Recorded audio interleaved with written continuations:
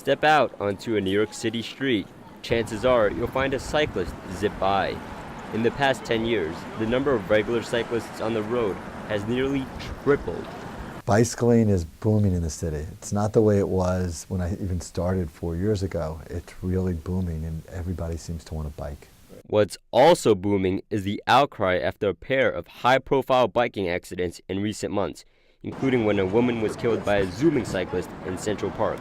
That left many wondering, can the influx of cyclists safely coexist with the millions of New York pedestrians? According to a study by the Journal of Safety Research, they can. Despite the rise in the number of cyclists, there has been a decline in the number of collisions and injuries they cause. Still, tensions linger as pedestrians remain wary of reckless cyclists.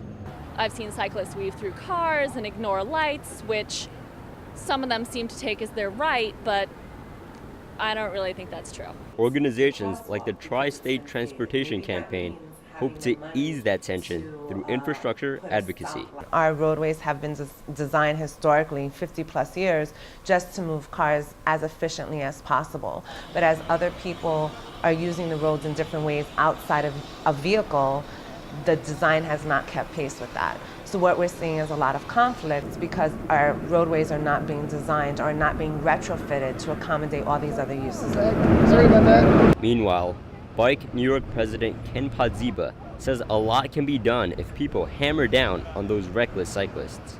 If enough people speak up, it's never going to change the culture. From my experience, not enough people speak up. When you see people not obeying the rules, you kind of think it's okay.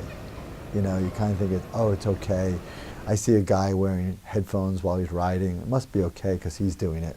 It's not okay. That's dangerous. For law-abiding cyclists like Nick Lambert, it is frustrating to have the image of cycling tarnished by a reckless few. When you have a bad apple, it can poison the batch.